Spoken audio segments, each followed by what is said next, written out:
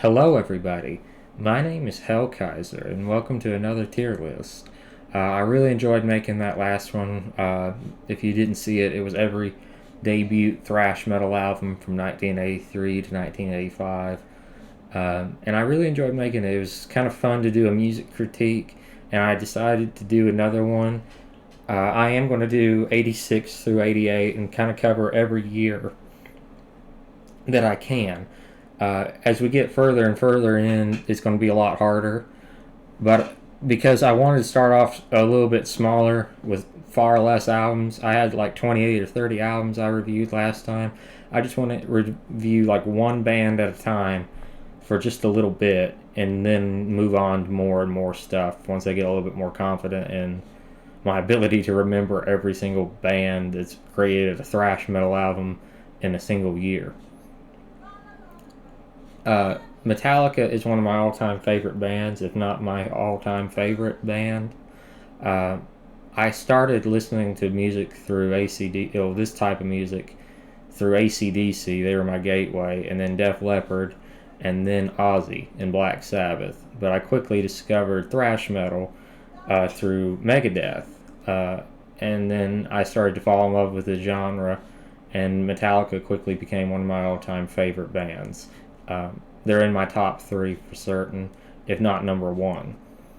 Uh, in my opinion, they're one of the few bands in the world that have never really put out a bad album.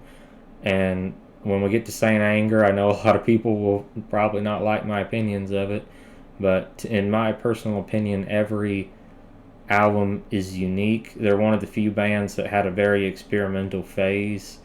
Uh, and they switch genres drastically throughout their career, and it makes for very interesting albums. You can sit and listen to the first four Metallica albums and get a straight up heavy pioneer of thrash experience.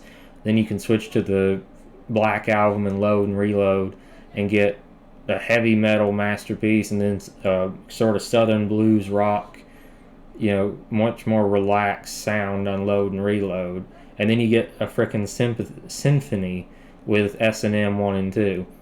And so, I mean, they got a uh, very eclectic collection of music. And so we're doing not every single album they've ever put out. We're not doing like Through the Never soundtrack and stuff like that. We're just doing notable live albums such as S&M 1 and 2, Live Shit, Binge and Purge, and I always call it the Helping Hands. I think that's what it's called. Sometimes I call it All Within My Hands because I think it's part of that. The acoustic live album. And then all their studio albums.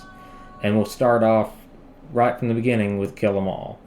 If you saw my original tier list, I rated this as S tier because it started thrash metal.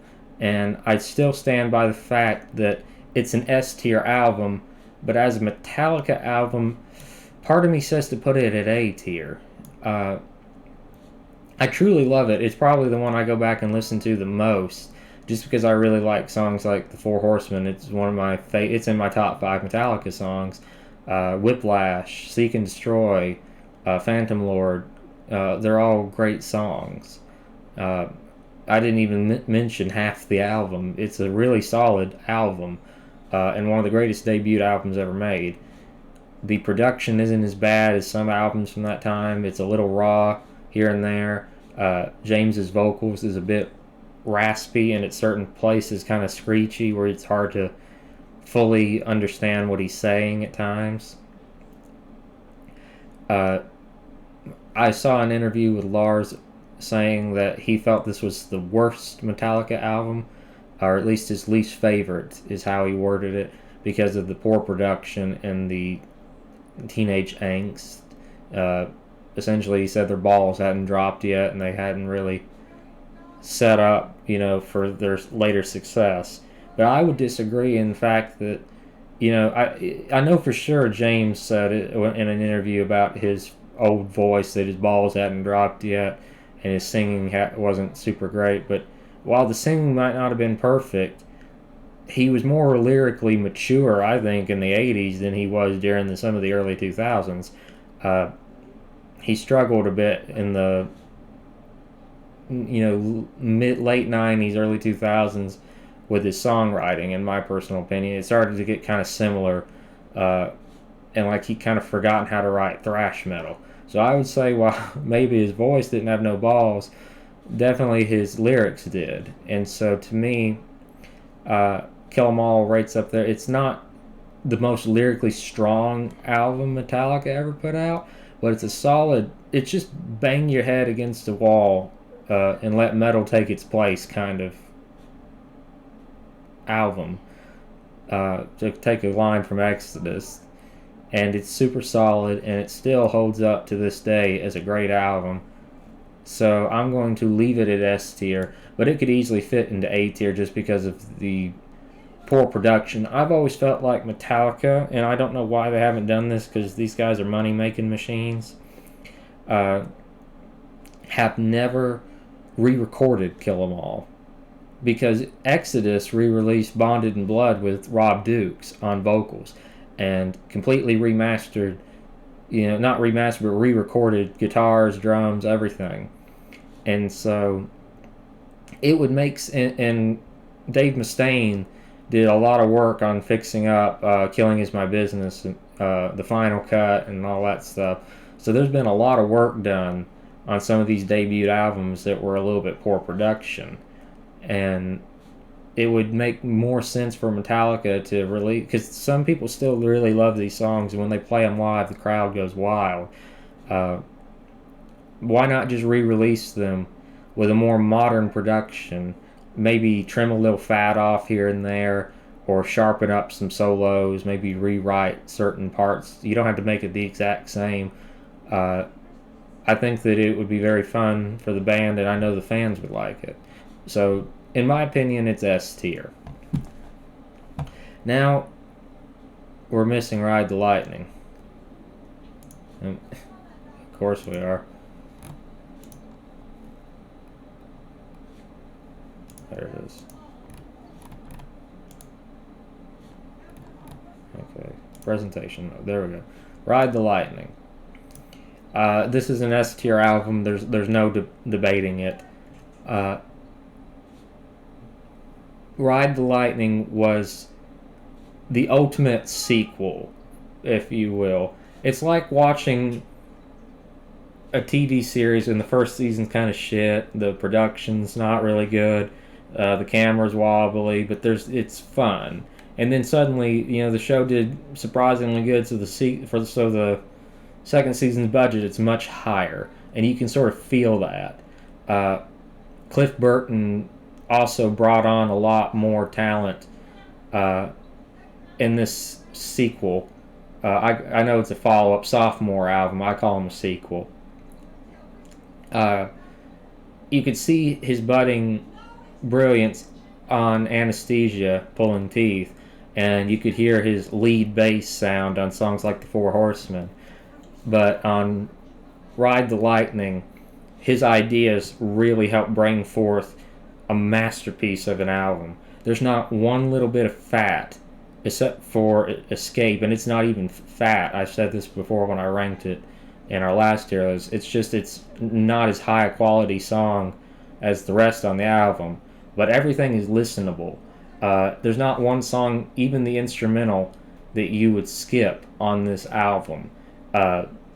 Ride the Lightning, the title track, is in my opinion the best title track Metallica ever did in terms of aggression and style and stuff. I know a lot of people say Master of Puppets is, and maybe it is, but I heard Ride the Lightning first, and I've always had sort of a care for it. I guess I'd say Master is the best, but I mean, it's close. I really like Ride the Lightning.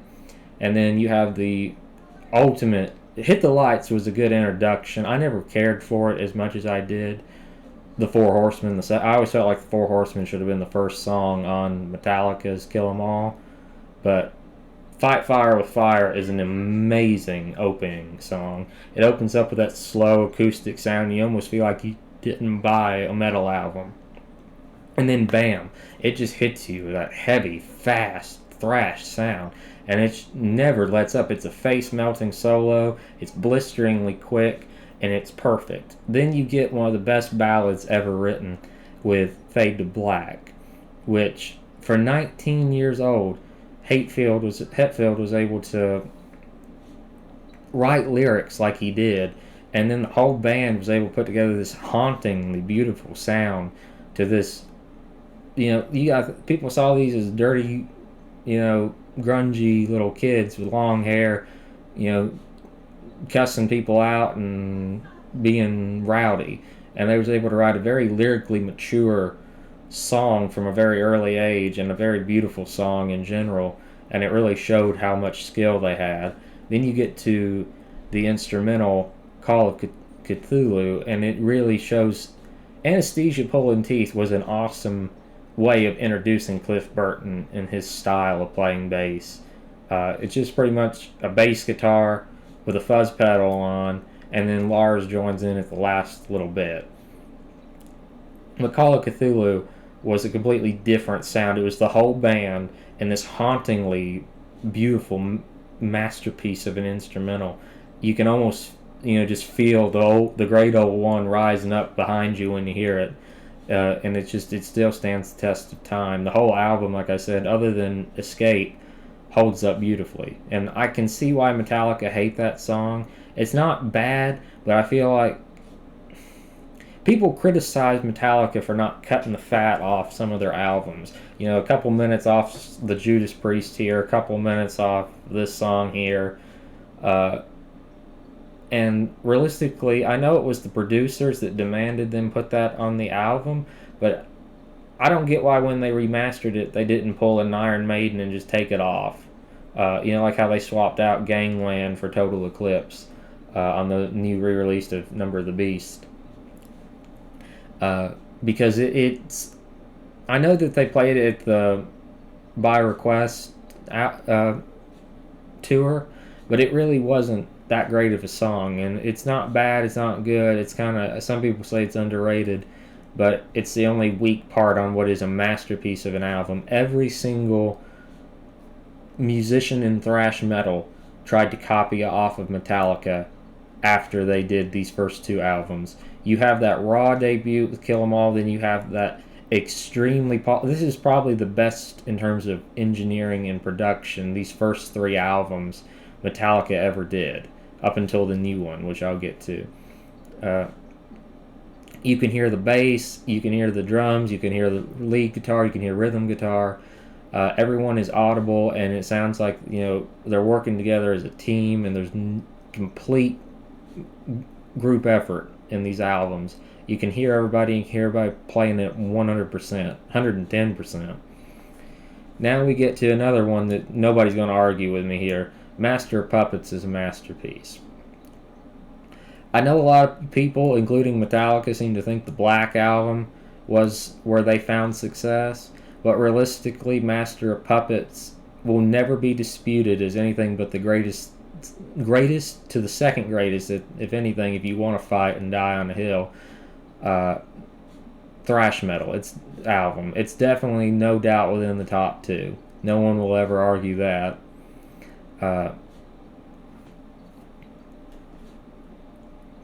How do you describe an album like this? There's not 1 ounce of filler at all. There's not one song that you look at and say, well, Metal Militia isn't exactly my favorite. It's just not as good as Whiplash or whatever. Or, well, Ride the Lightning would be tighter. It didn't have Escape on it. Leopard Messiah, which is not even my favorite Metallica song by a long stretch, is still a great song. Welcome Home Sanitarium. Disposable Heroes, which is one of my favorite tracks of theirs. Battery. Orion, and of course Master of Puppets, The Thing That Should Not Be, another one of my favorite songs of theirs. Every song on here is powerful and just heavy as hell. They never let up. Orion is a masterpiece of an instrumental. It just seems to take you through the universe almost. Listening to it, it has an amazing, you could see that it was Cliff's baby, and he really worked hard on that to help them sculpt that into a masterpiece. it's a sin that instead of it S&M 2, they didn't use that as the opening, which I'll get to that in a little bit. But the whole thing is great. Master of Puppets, the song, is a defining song for Metallica. You know, if they didn't play that song at every concert, somebody'd be pissed. It's a perfect song. You got every member of the band getting a moment to shine. You get to hear James's solo, Kurt's solo. You get to hear Cliff's bass extremely well. You get to hear Lars' drum work. There's not a single moment of the song that drags on too long. It's not a single moment where some part of it seems like it could have been edited or fixed up. It's a masterpiece of a song, and even years and years later after the song came out, it managed to be in Stranger Things and get to back to number one on the charts. That's how good it is. That shows it stood the test of time. This was 1986, and these guys managed to make a masterpiece that everybody was making their best albums around 86 and 87, but these guys pushed those guys to work that hard, if that makes any sense. When Testament and all these other bands heard this album, they knew they had to really step it up, because Metallica just went a 1-2-3 punch in terms of quality, with each one getting better and stronger, and then proving themselves as, you know, the kings of thrash metal. These guys were going places, and you could tell it between their songwriting and their instrumental work. Everything was working together. Now we get to the first album, which, in my opinion, the quality starts to drop a little bit. And Justice for All. I love Injustice. The first four Metallica albums are masterpieces. But this is where, in terms of production issues and stuff like that, the band started to falter. After the death of Cliff Burton, they hired bassist Jason Newsted. Now, if you're not much of a music person, you might not know all the stuff I'm talking about here, but I'm sure you can look it up, or an explanation if you want to, or somebody in the comments will explain it better than I can. Cliff Burton did not use a pick when he played finger bass. He palmed it and used his hand. Jason Newsted used a pick. And if you want to know the difference, listen to the Four Horsemen, the breakdown section before James's solo, and then listen to Ace of Spades by Motorhead, and you can tell the difference between a pick bass and a palm bass. Jason would only play matching the rhythm section. He kind of drowned out Lars's bass drum, and he would copy James's jackhammer riff style. So he was just chugging along with James, and it kind of made a doubling effect of the guitar. So ultimately, Lars and James decided it would be best to lower the volume to where you can just hear the bass, and then lower it a little bit more. So that there's essentially no bass whatsoever in Injustice for All. You can hear a couple of licks here and there where it's necessary, like on one or on a certain song, just for a brief second, to fill in where the others are kind of slowing down here or there. But for the most part, there's absolutely no bass whatsoever. And it hurts this album. Because if you've heard the isolated bass tracks, which you can find some on YouTube, they're really, really good. But you can see why they were cut, because it just does sound like they didn't need a rhythm guitarist and a bassist at that point. I was talking with a good friend of mine who runs a record shop, and nobody could replace Cliff Burton, but Jason sure tried, and he had some great moments to him, which I'll discuss a little later.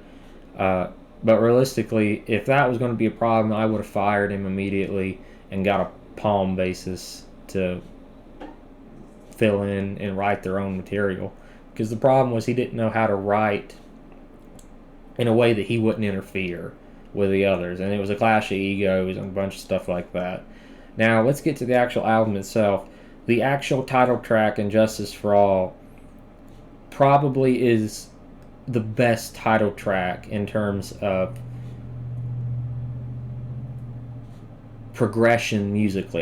Master of Puppets and Ride, all the title tracks for the first, Ride the Lightning, Master of Puppets, and Justice for All are all phenomenal title tracks. There's not a single title track to a Metallica album that is bad. And when I mean that, I'm saying Ride the Lightning, Master of Puppets, and Justice for All, Hardwired, in 72 Seasons. That's Insane Anger. Those are all what I call title tracks. And Justice for All has never been played live, but a couple of times because it requires like 2 or 3 guitars overlapping, and it's just too hard to redo. And then supposedly at the Playboy Mansion, something went wrong in the middle of recording or playing this live at a private party, and so they just quit altogether playing this song, which is a shame because it is a great song. But it hits you like a Mack truck. The opening track, Blackened, is one of the best Metallica songs ever and the best opener to any Metallica album, period. It might not hit you as hard as Battery, it might not surprise you as much as Fight Fire with Fire, but it is a heavy as hell song that just hits you and never lets up. Songs like Dyer's Eve is possibly the fastest Metallica song. I think it is technically the fastest. We'll Google this. What is the fastest?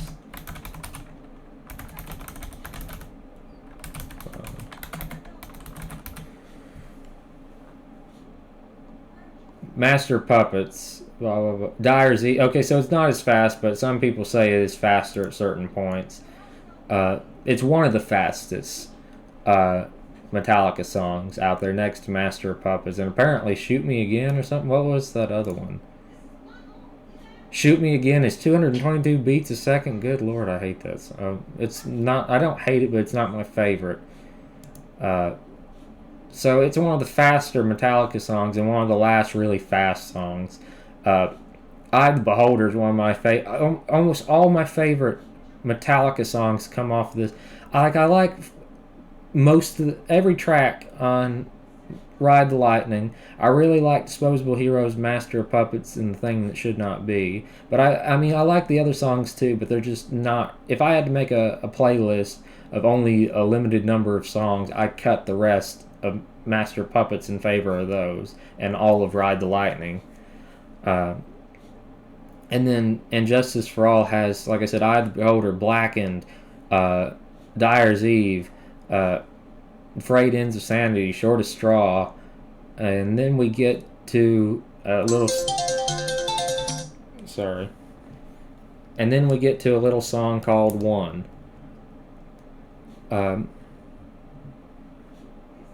One is probably the best Metallica song ever written in terms of musicianship, in terms of everything.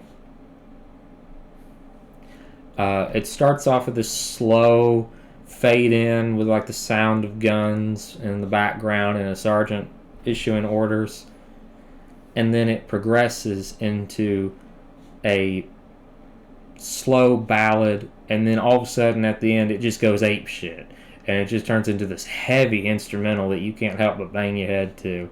And if you've ever seen the music video to just the parts of the band, you can just see they're going wild on that song, and it just has so much power and aggression to it. Okay, where was we left off? We just finished talking about Injustice for All.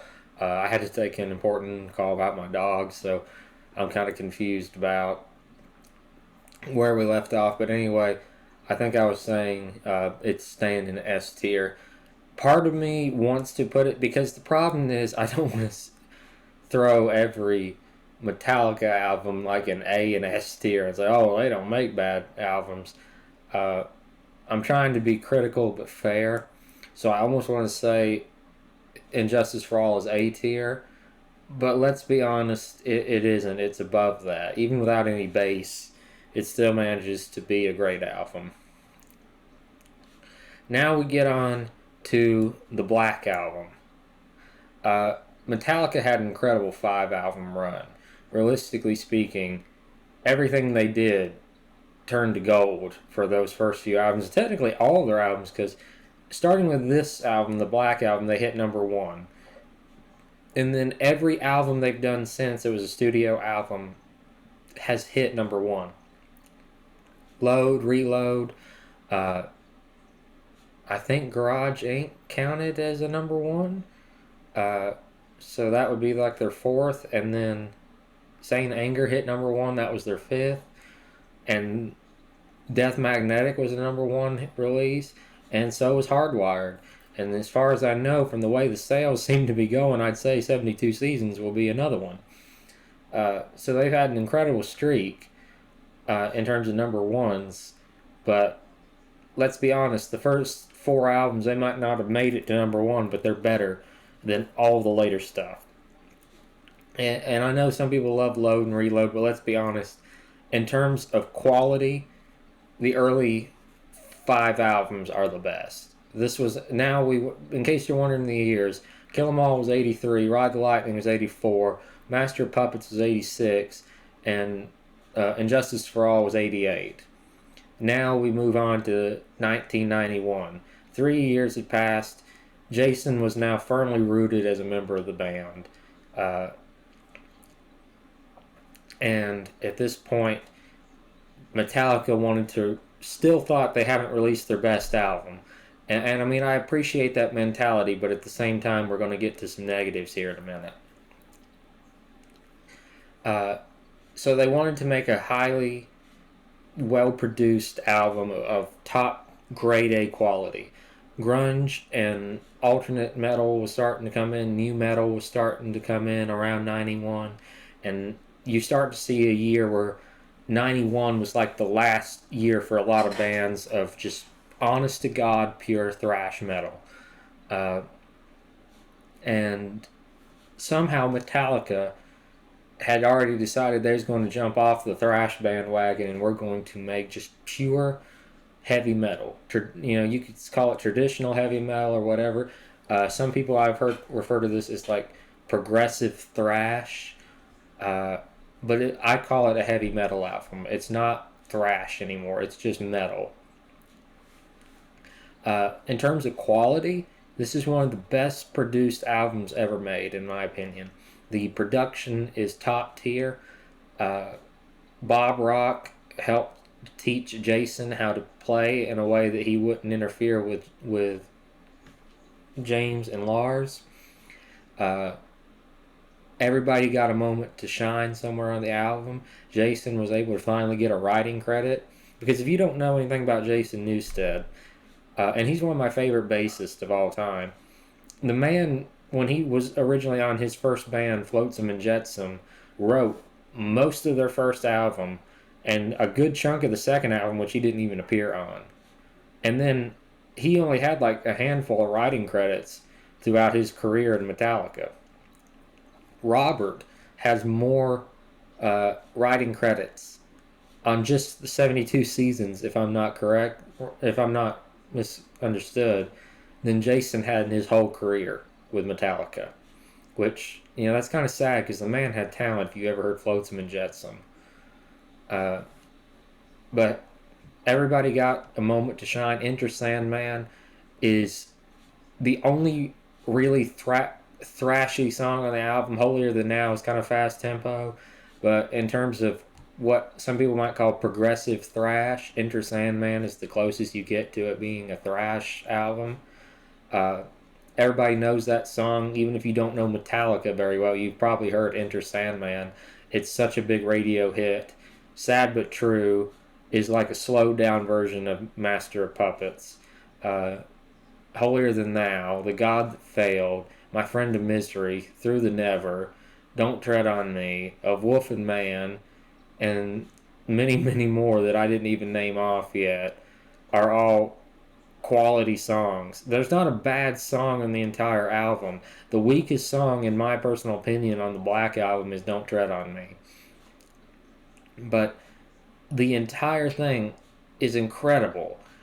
However, in my personal opinion, this is the blessing and the curse. It made Metallica mainstream, And that's what caused a lot of problems, in my opinion, for the band. It divided the fan base. The fans have argued about Metallica ever since Ride the Lightning had acoustic guitars in it. Uh, and then this solidified them as a changed band. They were no longer heavy thrash metal, they were just heavy metal. They started to move away from their roots. And while it's a quality album, and you can't deny in terms of production and music, it's a great album. It started to form a departure for the band.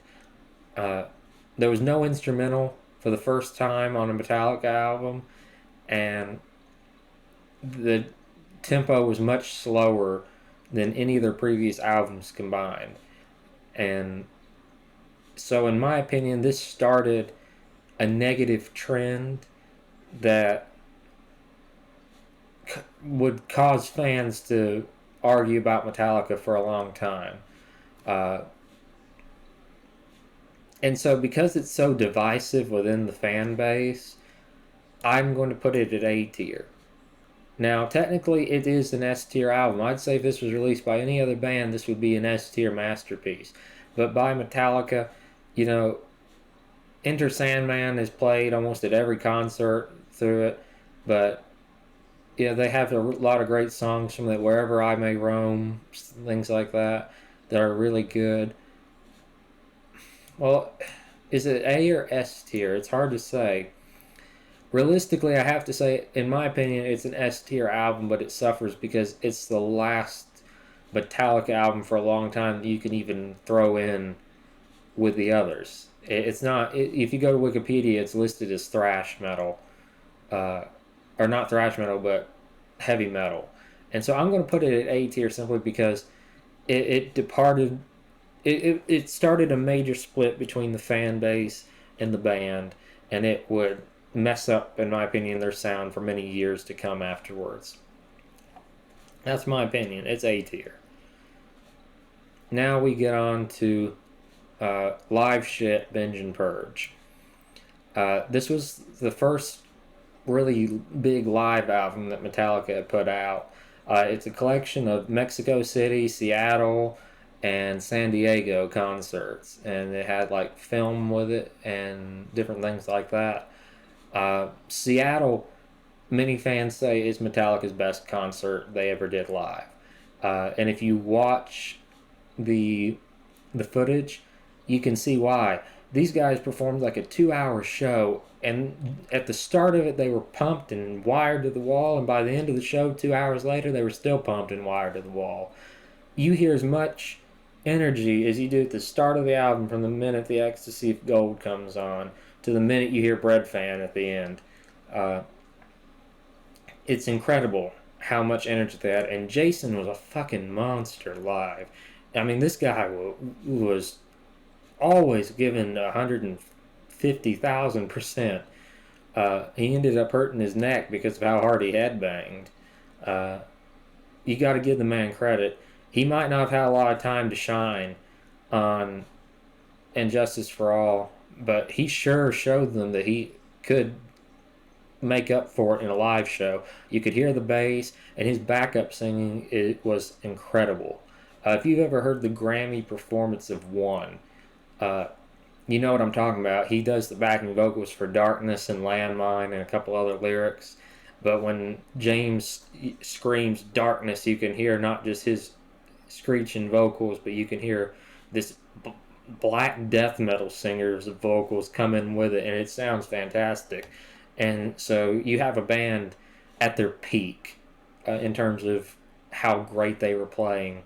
The Thing That Should Not Be was probably one of the best performances of a song ever. It makes it even better.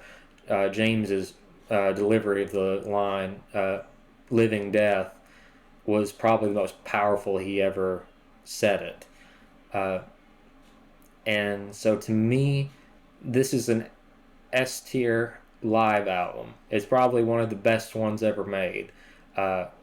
Just shows how much energy this band had and why thrash metal and just metal in general attracts people. I mean, it's incredible. You compare it to some shows, nowadays the singer stands out on stage and doesn't really move, uh, and then says goodnight. These guys were going wild. It was a party, and you couldn't help but, bang your head along with them.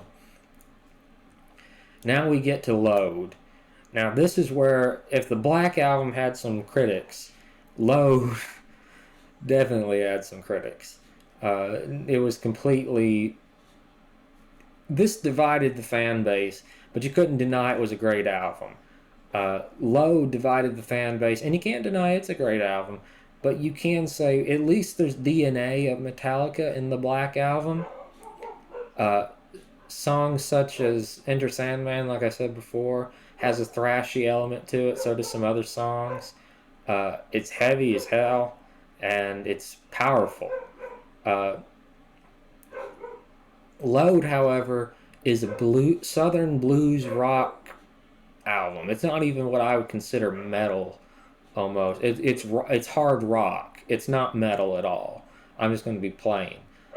However, and for a long time, I liked King Nothing, and that was about it on the album. But then as I grew up a little bit more, got a lot older, I started liking the album a lot more. And it quickly became one of my favorite Metallica albums. There's just something to it. It shows a maturity that most bands would be scared to show, because you think of a lot of thrash metal bands like Testament. They put out some different songs, some different styles here and there, but realistically they've been releasing the same records since 1994. Low kind of set their style and foundation. I think that was 94, I think.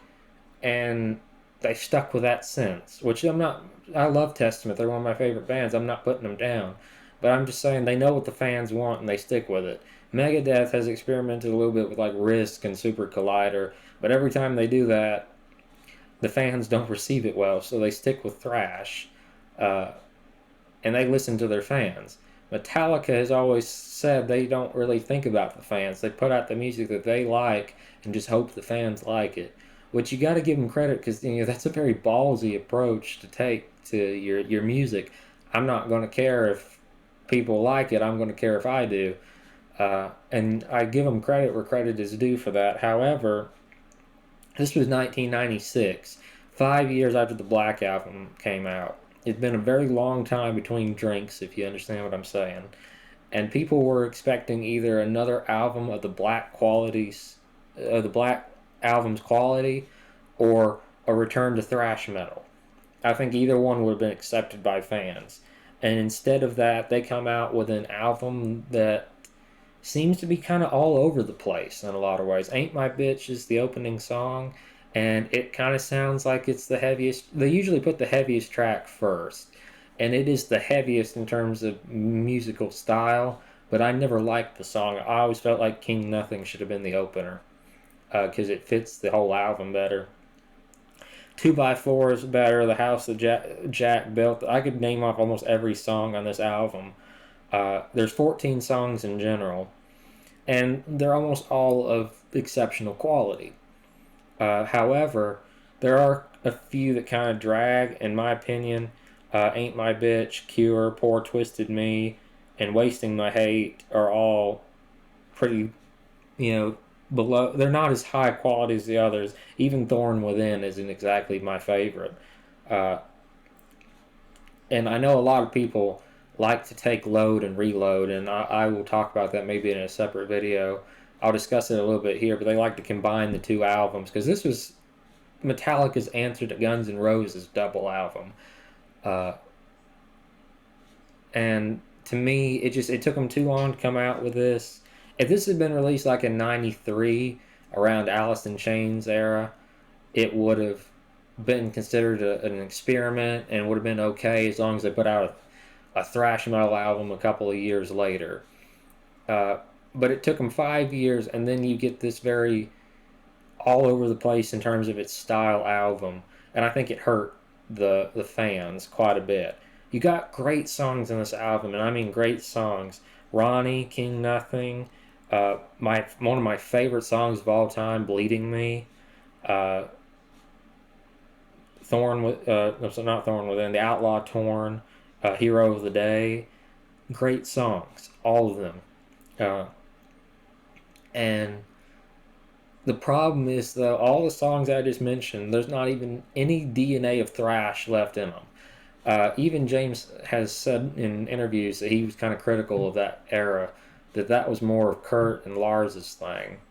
But I will say, in terms of the writing, you can't deny these songs are incredibly well written. All the band gets to have another. It's the first time since Master of Puppets that all the band gets a chance to shine. Jason finally gets a few more writing credits to his name. He did an interview a while back, and he said, it was the first time it seemed like they were all standing on equal footing, and that James and Lars opened up a bit more to him and Kurt.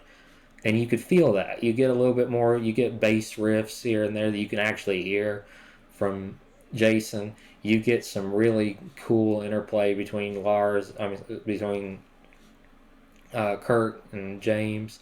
Uh, Lars kind of takes a little bit of backseat in the mix. It's not so predominant with the drum sound. Incredibly well done album. But, it's such a departure that it divided the fans, and it still divides fans. I know a lot of people that say Metallica made 4 albums and broke up. And some people say Metallica made 5 albums and then broke up. And then some people say Metallica made 4 albums and then came back in 2008 and started back up on the right track. A reunion band. And that's kind of how I used to see them. But I will say Load has some incredible work on it and should not be dismissed. In fact, this is one of the albums that got me into Metallica and helped me get into heavy metal in general. And so I see it as a great gateway. But however, this was an experiment to see if they could get younger fans. The band was starting to get older. They were 10 years old at this point, or 11 almost. Or a little older. They formed like 81. So they were over 10 years old.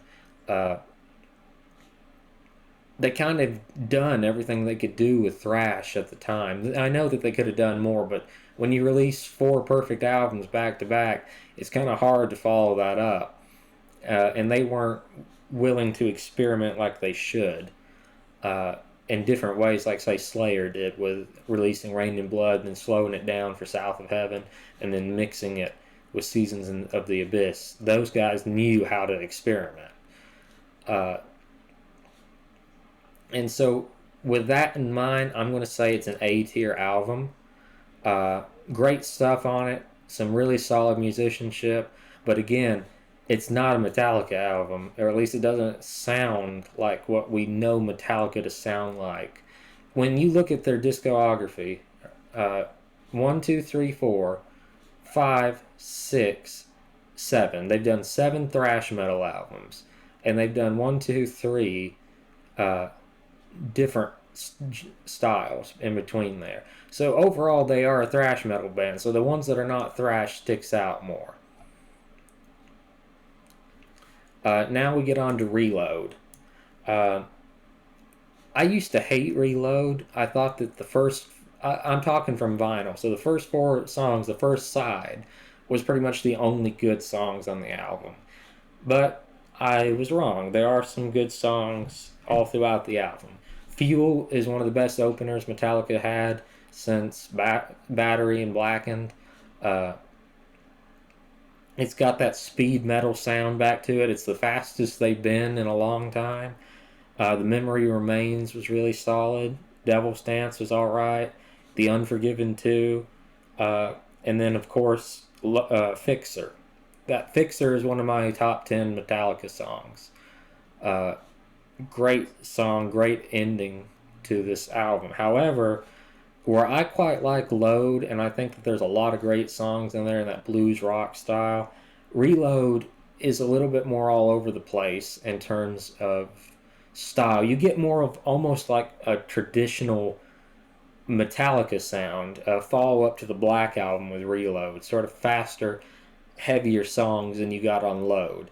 The Memory Remains, Fuel, Devil's Dance are all faster tempo than most of what you got on Load.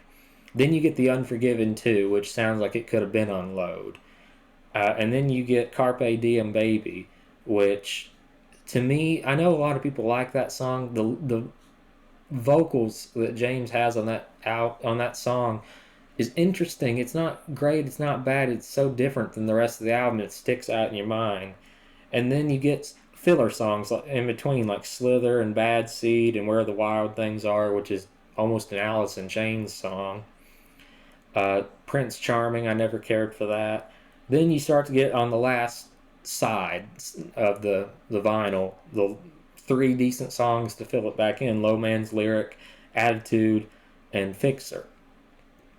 To me, this is the first time Metallica released an album with more filler than good.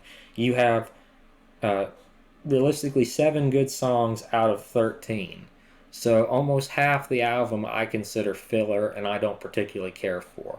This is the first Metallica album that I ever, if I was listening to it set and skipped multiple songs.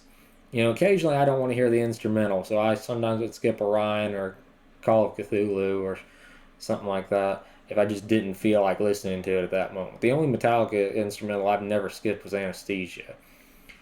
But now, I found for the first time me skipping through almost half of a Metallica album. And to me, that was the first sign that things were bad. Realistically, Reload is not by any means just leftovers from Load. You could tell it was always meant to be a double album.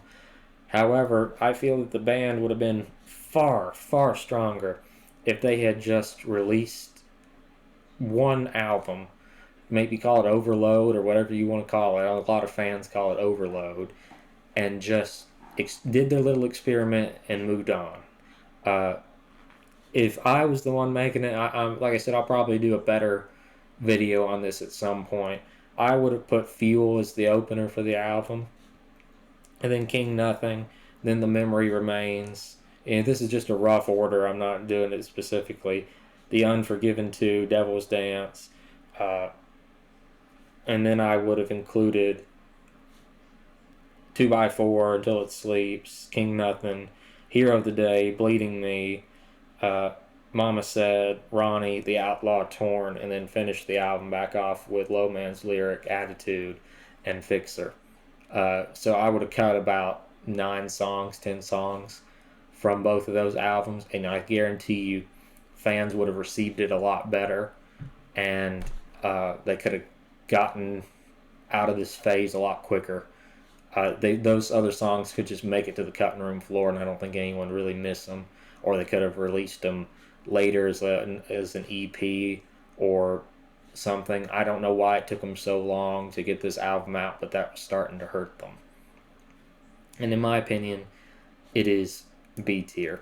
It's a solid album. If it was any other band, it'd probably be a fantastic album. But just for Metallica, it's just not as good.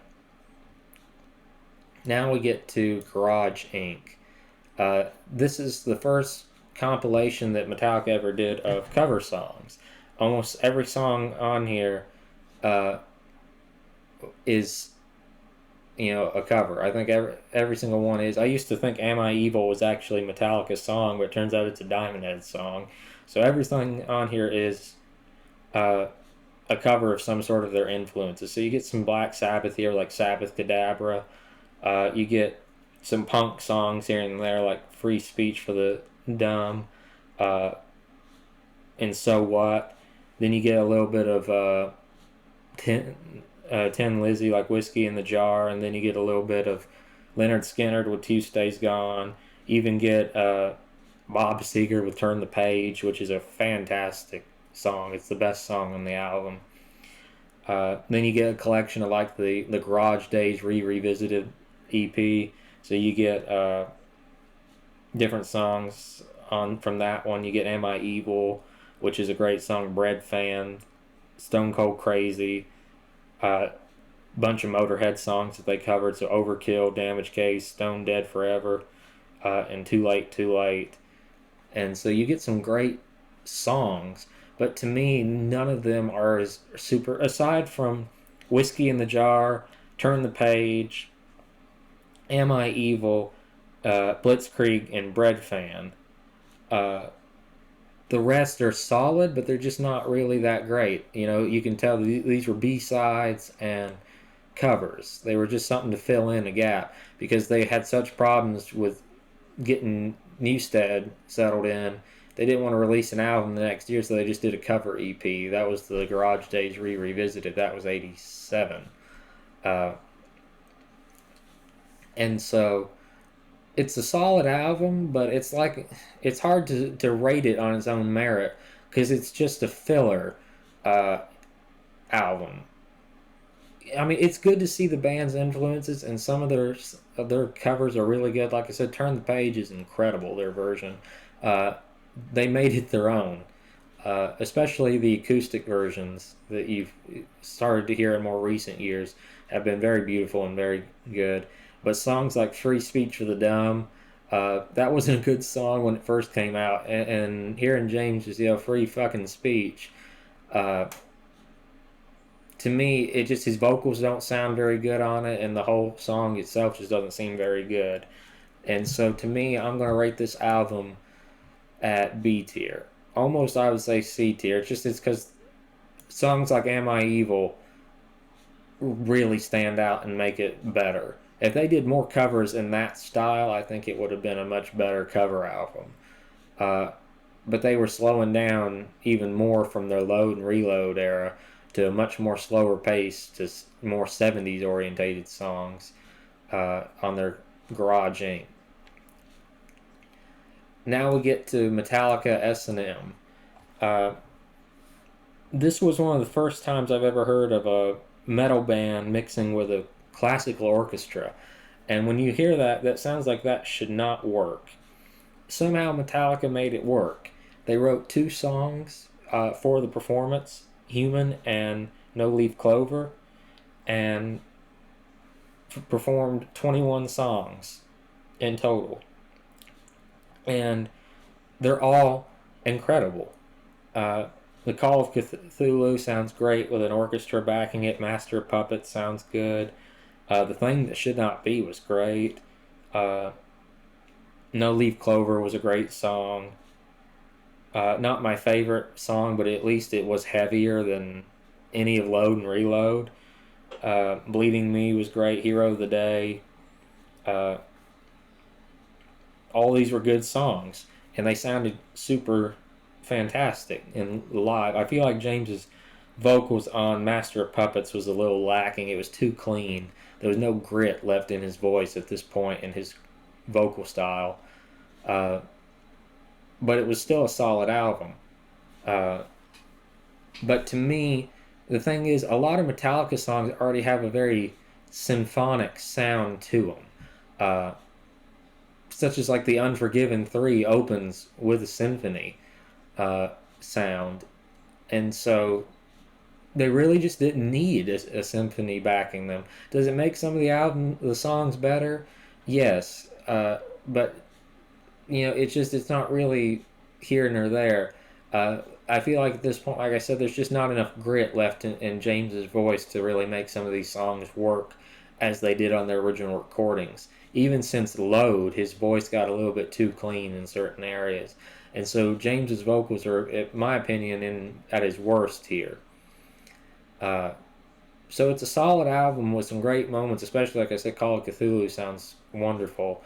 And for this, you know, if you're a fan of symphonies, it sounds great to hear this classical music sound accompanying metal, and it somehow manages to mesh together in a beautiful way. And so I'm going to rate it as B tier. It doesn't have the energy of Live Shit, Minge and Purge. It's a solid album. It's almost, I would say, A tier. But there's just, James's vocals is not as good for me as they have been in recent years. His voice has gotten much, much stronger now. I don't know why people complained in 2016 on the Hardwired album. I thought his voice sounded great. It was a good mixture of his cleans and that kind of gritty sound of his youth. And to me, this is just his lowest point, unfortunately. Okay, now we get on to the most controversial album on this list, Saint Anger. If you've heard some of my videos before, I love Saint Anger. Uh, this was a new metal experiment at a time when the band was falling apart. If you've ever seen the documentary Some Kind of Monster, uh, then you'll understand what I'm talking about. They were going through a very rough patch.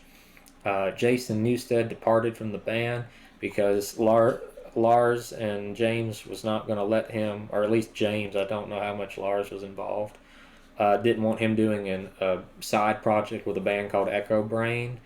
Uh, so he departed. James had to enter alcohol rehab and was, ordered not to spend too much time in the studio. I think he's limited like 4 hours a day. They were doing group therapy sessions so many times a week. They were needing to hire a new bassist. They had a lot of pressure on them at the time, and you could tell that with the style this album came out. They wanted to create like this garage band sound for some reason. To this day, it puzzles me why they wanted to go back to sounding like shit. But they wanted to make an album if Metallica was a garage band in 2003. And, it's got this art pop modern cover. It doesn't even have their name or nothing on it. It was a very strange album. It's new metal is how it would be classified.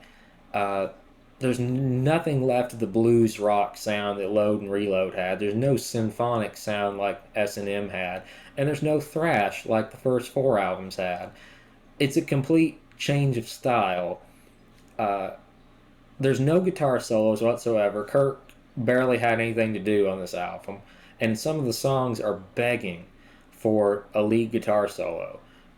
Certain songs like Shoot Me Again and stuff like that would sound a lot better with a guitar solo in them. Some songs I can see why they omitted the solos, but the songs are too long. They feel like they're missing something. They're like Some Kind of Monster is one of the best songs off the album, if not, in my opinion, the best song. But it's like 9 minutes long almost, and it doesn't feel like it needs to be that long. It repeats a lot. There's this like breakdown section towards the end of the song, which is just a headbanging masterpiece, but it goes on way too long. James repeats his vocals lines twice. I can't remember the lyrics off the top of my head. This is the black that uncolors us and section. That section is repeated twice. Then it goes right back into that heavy breakdown section for the second time. And then it goes back into the chorus one last time. Realistically, you could have cut that whole last chorus. You could have cut just to one breakdown, put a guitar solo in there, and then ended the song, and it would have sounded much better. And that's sort of the problem with all of it. Plus, now we get to the most controversial part of the song, or the album, Lars's snare drum. For some reason, he went with a heavy metal tin snare drum. And it sounds like he's banging on a trash can lid during the whole sound of the album. It's a very strange sound that drowns out everything. It drowns out the guitars, it drowns out the bass, it drowns out everything. You can barely hear James at some points over the sound of that snare drum. But to me, at one point in the film, Lars says that the guitar playing sounds kind of stock, so he's trying to do something different. And I understand that, because the riffs, while there are some impressive riffs here or there, they are kind of stock. There's no solos. So what couldn't you do except for try to spice it up by getting your mind off of the shitty guitar work? So I understand the choice, and I understand why it was done, but a lot of people couldn't stand it. To me, this album, though, is perfect as is. It's a masterpiece. It's a misunderstood masterpiece. At some point around making this, I don't think they cared so much about the garage band sound, because I think that was going to be a more bluesy album. You could kind of hear the influence at the start of the film. It was more bluesy sounding. But as James entered rehab and the band started falling apart, it became much more about dealing with his anger. And the lyrics, the album's called Saint Anger for a reason. It is about a man's hurt and depression and his demons. And all the lyrics have to do with suffering. Saint Anger is literally a song about a man struggling with his anger issues. Some kind of monster is someone who, is essentially can't recognize themselves anymore because of who they've become when they're angry. The Unnamed Feeling, in my opinion, is one of the best songs ever written in terms of discussing anxiety and fear and stuff like that. Uh, All Within My Hands is an amazing song about choking the people that you love, holding on too dear, like hold on loosely but don't let go. That kind of, it's kind of their version of the 38 Special. There are some bad bits here and there. Dirty Window, Invisible Kid, Shoot Me Again, Purify, those are all kind of weaker songs. Mostly because they repeat so much. Like Purify, you can hear the word purify like 40 times within the song. And Shoot Me Again goes on way too long. Just shoot me again, I ain't dead yet. Shoot me again, shoot me again. And it starts to get like they didn't know what to do. Because they didn't want Kurt to do solos. They said they couldn't fit him in, but they could repeat the song 30 damn times. Uh, I don't understand that. There's some bad choices and bad this was Bob Rock, which had produced all their albums at this point, and you can't deny the production was fantastic on the albums he produced. But then you get this intentionally shitty production album combined with this very raw, angry style of playing, and it makes for, unless somebody understands it, it makes for a recipe for disaster. I'm someone who's dealt with anger a lot in my life. My father was a very angry individual.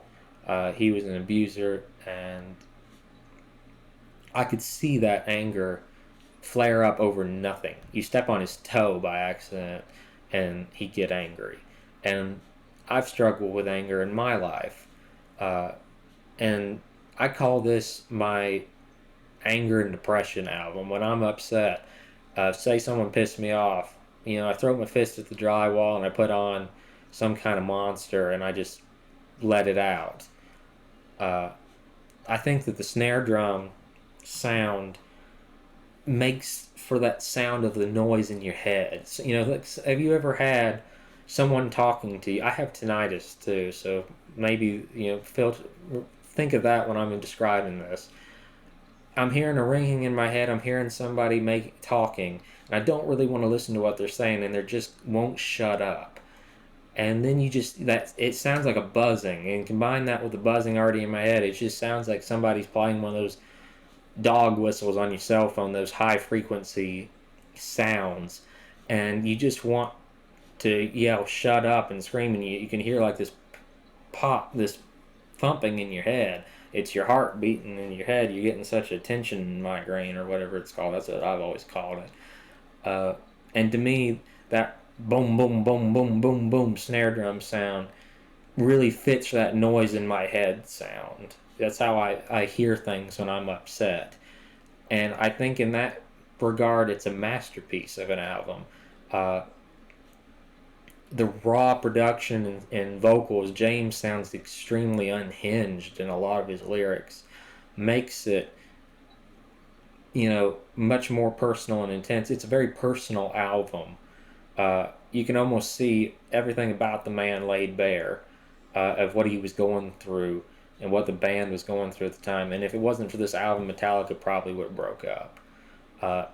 So in that regard, for me, it's an S tier album because of how much it means to me. But in reality, it's an A tier album. Most people would say it's a D tier album, but for me, it's A tier. Okay, we're almost done now. Bear with me a little longer. Now we get on to Death Magnetic. This was their band's first album in 5 years, another long bit between drinks. And at this point, Metallica were starting to lose fans. They had switched styles for the third time in a row. They finally hired a new bassist, and things seemed to be working out. But fans were starting to turn away because they were just getting sick of waiting for what they preferred and not hearing it. So for the first time in Metallica's career, instead of going forward and changing yet again, they went backwards and decided to hire, God help me, what was his name? Rick Rubin, the guy who produced Slayer's Rain and Blood, to help them get back on track. And I know a lot of people talk about the loudness war, the compression. I listen to it on vinyl. I don't hear that compression, so I'm not going to discuss that.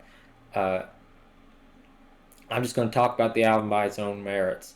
It is a masterpiece of an album. This is the return to form that this band desperately needed. Uh, every song on this album is A tier quality, A plus work. There's not a bad song on the album. The weakest song I'd have to say is probably Cyanide and My Apocalypse. Those are the weakest, and I know a lot of people that love My Apocalypse. Most people agree that Cyanide probably is the weakest, but the opening song, That Was Just Your Life, Broken, Beaten, Scarred, The Day That Never Comes, uh, the Judas Kiss, which is my favorite on the album, or my second favorite. My number one favorite song in the album, All Nightmare Long, is a proper thrash anthem again. It sounded badass. You have great riffage. You have a great solo. You can hear Rob on bass. Everything's working together. And for the first time in a long time, you get to see Metallica working as a whole again, with everybody on board and everybody working their part. James's vocals is a little off. Again, it's a bit too clean sounding. I would rather have his kind of gritty, unhinged Saint Anger voice over the super cleans that he has in Death Magnetic. But at least there's a little bit of grit in his voice, especially when he says luck runs out. Uh, and it's a little bit more in line with the vocals that have become associated with thrash metal. Uh, Suicide and Redemption is the first and only instrumental that Metallica have wrote since And Justice for All. And the whole album just sounds really great.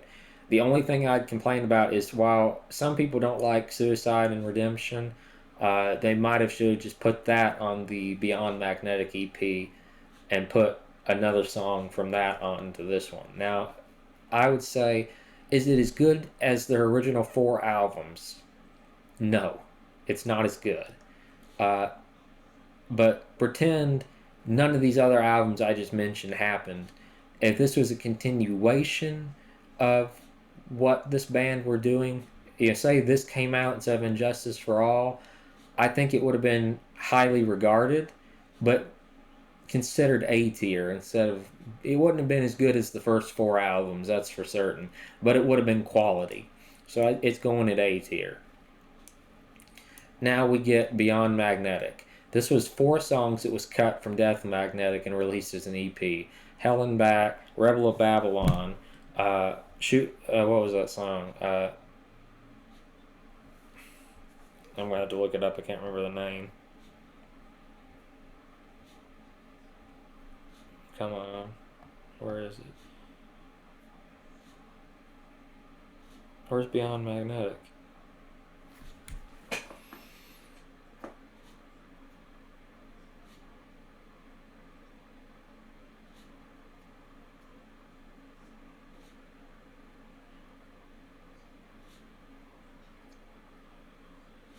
I can't find it on my list. I'm telling you, it got pulled somehow. It's not on Apple Music anymore. That's interesting. Oh, there it is. Don't know why it got deleted. Hate Train, Just Bullet Away, Hell and Back, and Rebel of Babylon. This is actually, too, this is a side thing, but this is actually my most expensive album in my collection. I think I paid like $170 for the vinyl. for 4 songs. I know some people are choking on that, but I wanted to complete my Metallica collection. The 4 songs on here are all pretty solid, but nothing super special. If anything, I would say I would have cut Suicide and Redemption and swapped it for Hell and Back, or Hate Train. I'm sorry, I mean Hate Train, because I quite like Hate Train. Hell and Back is another good song too. It's got better riffs than a lot of the songs in Death Magnetic. I might have switched My Apocalypse or Cyanide out for that one. But they're both good songs. Rebel of Babylon is solid. The only song I'd say has a weak moment is Just a Bullet Away, and it's just that breakdown part, the suck on the barrel till it's dry. I don't really care for that. It's kind of cringy lyrics. But the whole 4 songs are really solid. And, realistically, how many songs were on Death Magnetic? And I think it was quite a few.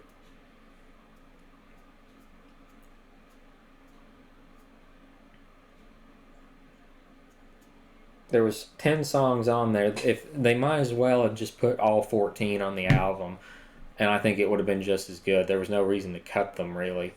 But because they're just sort of cut, and they're just 4 songs that are pretty solid, but there's not really nothing spectacular. It's not like these would have made Death Magnetic any better, except for maybe a minor boost in quality. But none of them would say, yes, this should have been included over this song. It's the best song on the album. It's not better than Judas Kiss, and it's not better than All Nightmare Long. So it's a B tier. Now we get to Helping Hands. This is another one of the most expensive albums in my collection at $150. This was a live acoustic show done for like 2 nights. Where was this done? At the Masonic. And it's an extremely solid album. I'm not usually into acoustic albums. I find that a lot of bands tend to not really know how to do it very well. Eric Clapton did Layla magnificently. He showed how you could do a song acoustically and make it still sound similar and different at the same time. Radically similar and radically different at the same time. Metallica managed to pull that off. Disposable Heroes, The Unforgiven, Turn the Page, Bleeding Me, Nothing Else Matters, All Within My Hands, which we'll get to that one in a second. The Four Horsemen, Hardwired, are all done acoustically, and they all sound fantastic. Literally, this whole album doesn't have a bad song on it. This was a killer performance. However, we will get to one bad part in a minute, but we'll talk about some of the good. The Four Horsemen sounds fantastic acoustic. Turn the Page really sounds heartfelt and really personal the way James sings it in this version. Every song on here sounds great. All Within My Hands was a song that I really liked off of Saint Anger, but I hated the kill, kill, kill, kill, kill, kill, kill, kill, kill, kill, kill, kill at the end of the song. It sounded like James was going nuts, or my record player was hung up. And I just couldn't stand that part. They rewrote the song and changed some of the lyrics, changed some of the parts, slowed it down dramatically, and it's a much better song. It's a beautiful song. It's almost a heartfelt, tears in your eyes song. It's creepy and beautiful at the same time. It's almost like hearing a stalker, but at the same time it's very heartfelt and honest about how James felt. The song was written about Jason's departure.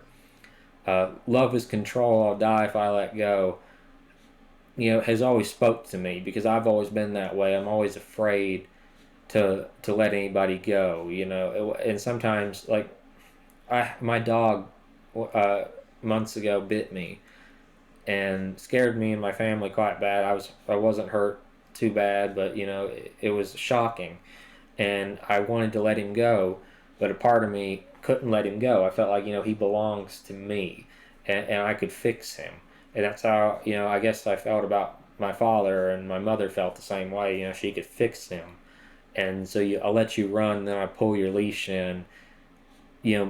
Spoke to me. The lyrics are beautiful, and the way they've taken the song from a shitty record by most people's standards, and in my opinion, not the best version of the song, and they honed it and perfected it.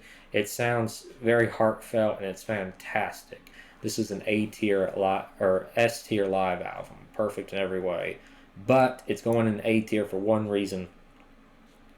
The fans, they have like fan mics picking up, and you can hear the crowd at certain points, and they just sound very annoying. It would have been better if they were cut and just or left clapping, because you hear, woo, play Hero of the Day, do this, do that, and it starts to grate on you at certain points. That's the only thing that's bad about this record. It dipped from an S tier quality to an A tier quality. Now we get S&M 2.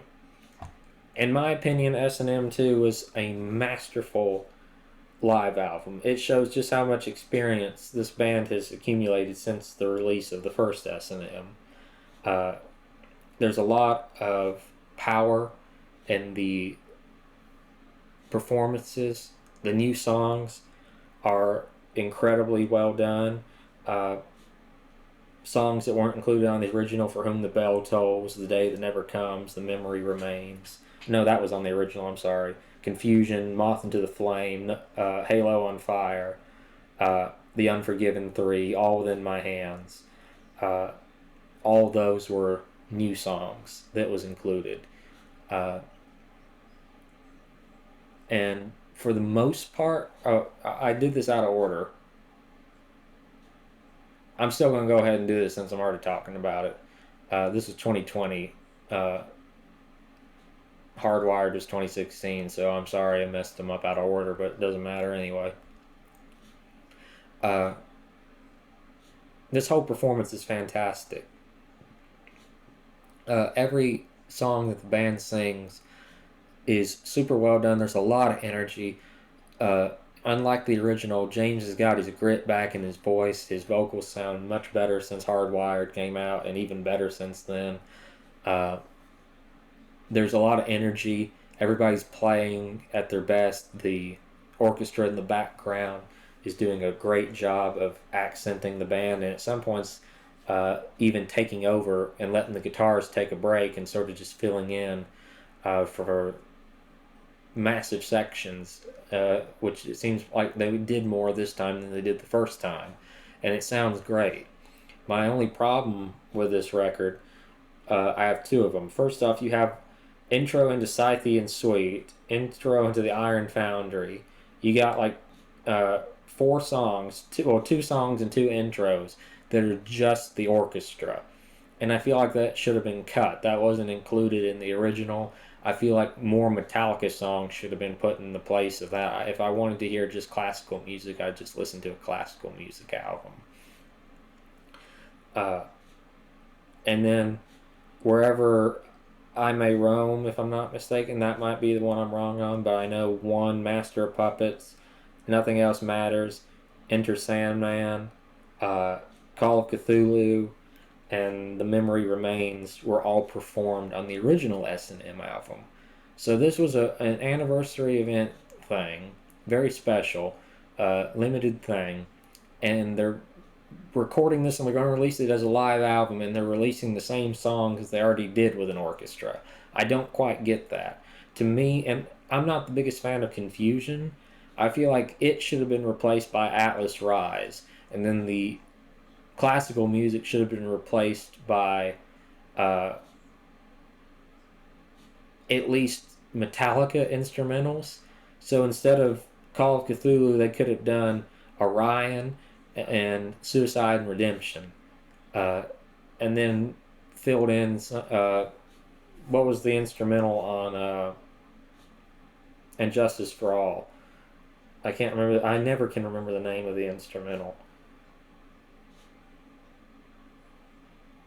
The Frayed Ends of Sanity, I think, is which one it was.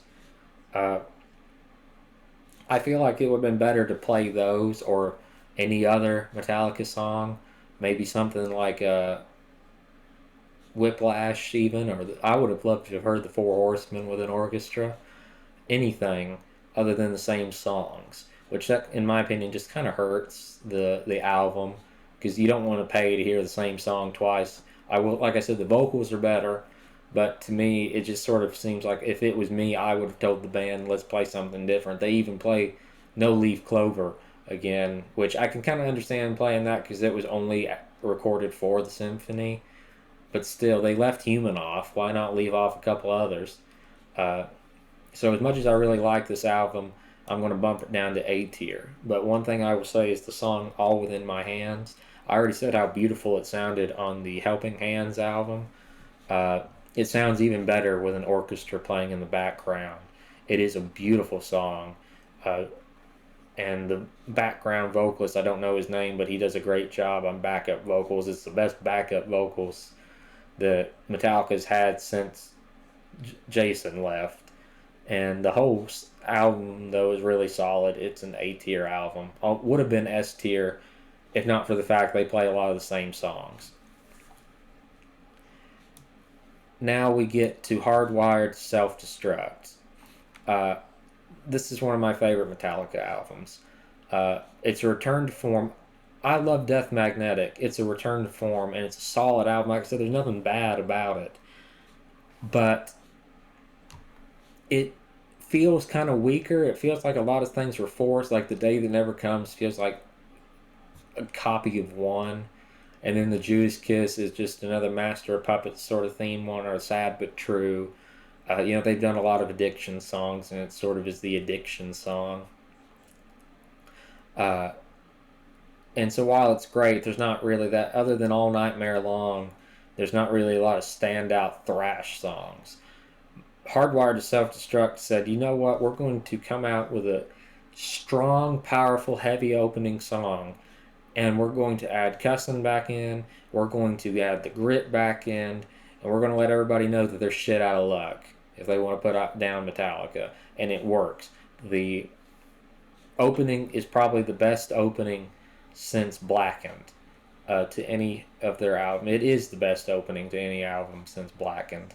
It hits hard. It's slow. It's honestly extremely restrained. How long is it?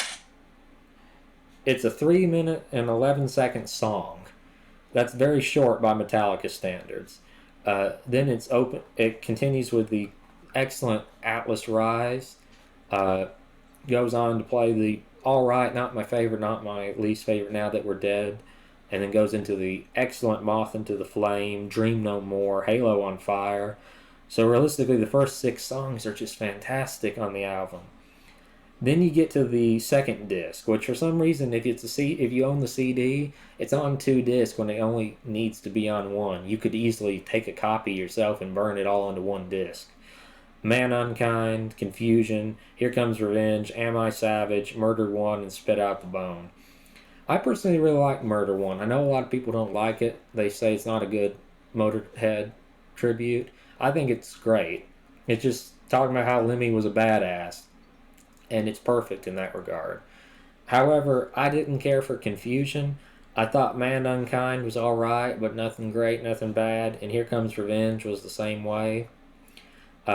I quite liked Am I Savage. The breakdown is the heaviest Metallica's been in years. Even heavier than Dream No More, which is the heaviest song overall on the album. And then you have the all-time greatest song that Metallica's done of the 2000s. Anything post the 80s. Spit Out the Bone. This is what was lacking on Death Magnetic. This truly powerful, back to the 80s, harkening to when these guys were the kings, thrash metal song. And that's what Spit Out the Bone is. Everybody gets a chance to play. You get to hear a raw bass solo. You get to hear Kurt, really good leads off him, the best solo on the album. You get to hear James's rhythm guitar and Lars doing his best drumming he's done in a long time. It is a badass closer and one of the best songs Metallica's done in a long time. They open great and they end great. And like I said, I don't care for 3 songs on the album. I know some people don't like Murder One, so some people would say 4. But overall, Death Magnetic was a step in the right direction. Hardwired was just cementing themselves back where they belong. They're the kings of thrash and they're playing it heavy. I don't care for, like I said, Now That We're Dead. So there's 1, 2, 3, 4 songs out of 12. So 8 songs I like, 4 that realistically I would have cut to make the album stronger. Because, I mean, they cut 4 songs off of Death Magnetic that were better.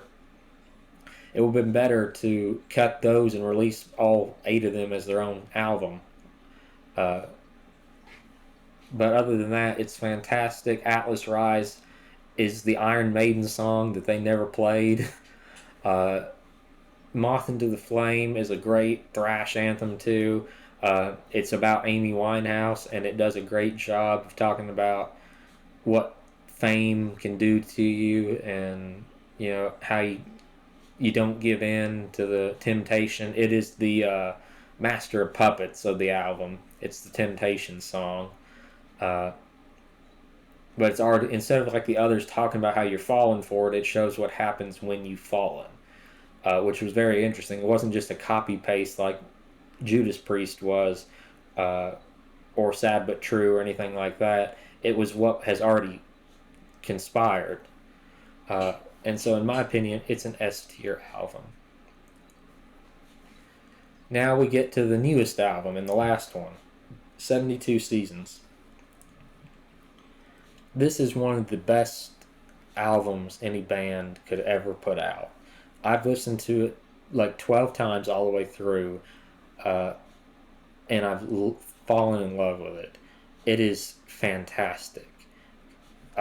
This is the first Metallica album since Master of Puppets that I didn't feel the urge to skip a single song. Not one bad bit to the whole thing, not any sort of fat or filler. It's just 72 Seasons kicks off with its title track, and it starts off with a 1, 2, 3 punch, just very similar to And Justice for All and all the others have done, the earlier albums of 72 Seasons, Shadows Follow, and into Screaming Suicide. And then when you hear the first 2 songs, it's very it's a depressing album. I call this Saint Overload, is what I refer to this album as with some of my buddies. It has the emotional conflict that Saint Anger was trying to show people, and it has that kind of sharp lyrical writing that Load and Reload had on their best songs. And it has the thrashy elements of the early albums. It's sort of like the Black Album, Load, Reload, and Saint Anger, and the first 4 albums all just got together and fused.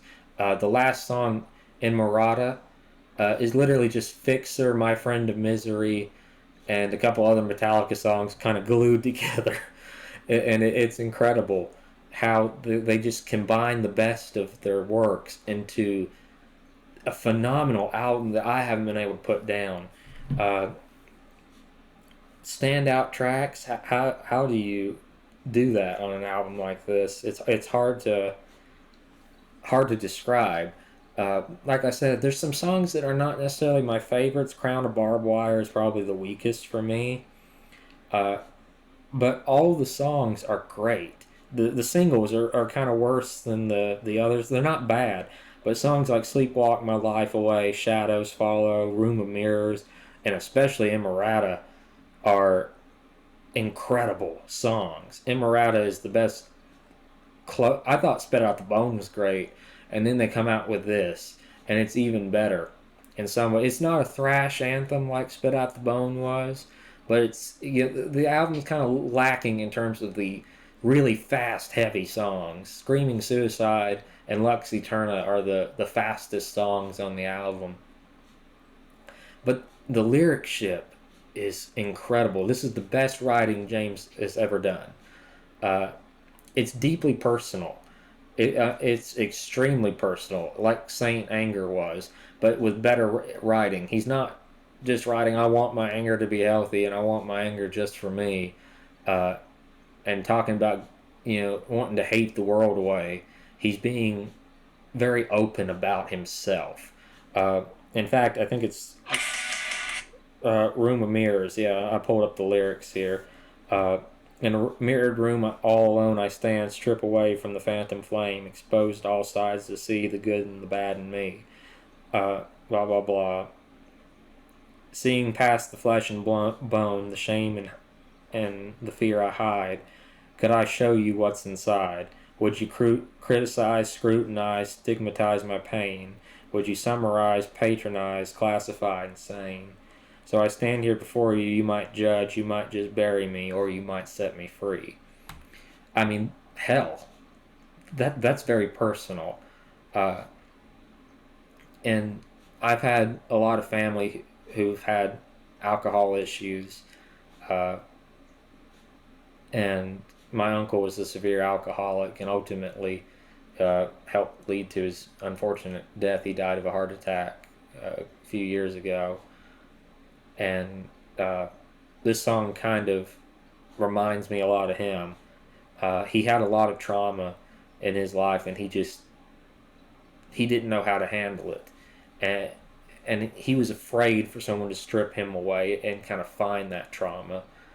And this song and Screaming Suicide and is like and Lux Eterna are the only bright points in a very lyrically depressing album. And this isn't even upbeat. This is, just very raw and plain, saying, this is who I am, and I'm going to open up, and you can hate me or you might understand. But either way, here I'm standing before you. I'll let them see inside my heart, but they'll tear me apart. Naked, broken, beaten, scarred, what do I really know? The fear of letting go, would you criticize, scrutinize, analyze my pain, blah, blah, blah. All the lyrics are very open. It's a beautiful song, and it's one of my personal favorites on the album. It's just it speaks to me as a person.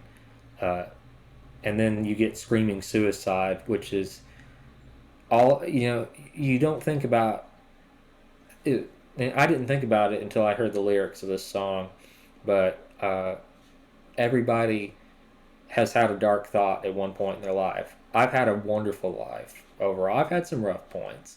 Like I said, my father was abusive. My mother struggled to raise me as a single mother.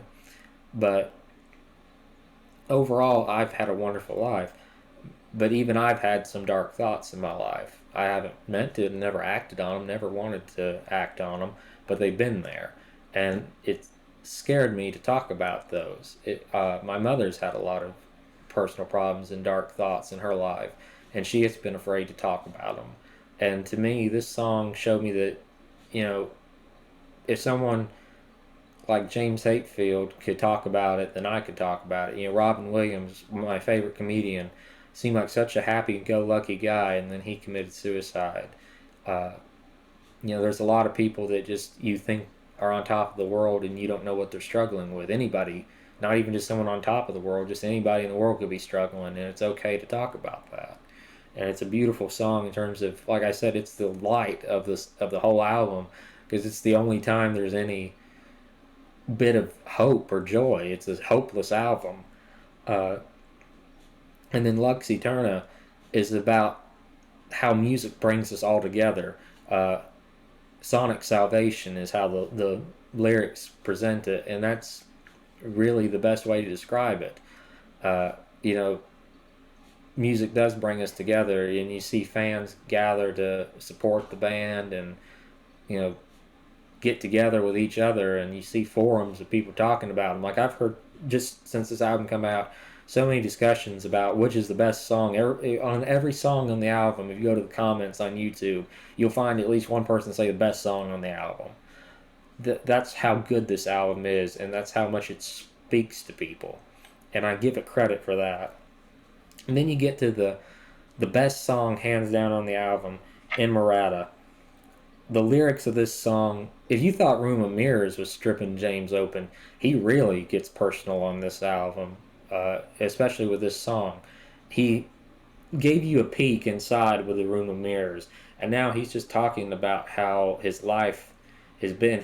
Inmorata means a female lover, and the song's lyrics is "Welcome, won't you come inside? Meet the ghost where I reside. Despite how they're abusing me, lonely I will never be. Comfort in the hell I know, resentment like a cancer grows. Longing for the day I'm free, burn to get you out of me. Uh, Misery, she needs me, oh, but I need her more. Misery, she loves me, but I love her more. Misery, she kills me, but I end this war. Misery, she fills me, but she's not what I'm living for." And it's a very personal song, and it's got some heavy moments. Everybody, like I said, gets a chance to shine on the album. You can hear Rob more on the album than you ever have before. Kurt delivers a good solo. His solos are kind of weak in this album. They're not nothing to write home about. They're not Ride the Lightning style or nothing like that, but they're solid and they do their job. And James's lyrics make up for any weak point that the music would have. It's just like I said, they speak to you. They're very personal, and he's got his best voice that he's had since the Black Album. He's finally found his voice again. He's, instead of trying to sing kind of higher, he's got a deeper register, and he sounds very good on his album. Uh, like I said, there's not a real complaint I can give. There's certain bits that might go on a little too long here or there. Certain songs might could use a minute or two trim or a better guitar solo, but that's just parts. Not a single bad song on this. There is 12 songs on this album, and I can't complain about one of them. And if you heard me, I complained about 4 on Hardwired, and I complained on about 2 on Death Magnetic. So, and I complained about quite a few on Saint Anger. So this is the first time since the 2000, and all during the 2000s, I've listened to a Metallica album and not hated a single bit of it. And so that's my tier list. I'm sorry this went on a lot longer than I meant for it to. We've been recording for about an hour and 15 minutes. But I hope you've enjoyed my tier list. I hope that it, you know, was good and that you enjoyed it. If you have your own opinions, feel free to post your own down below.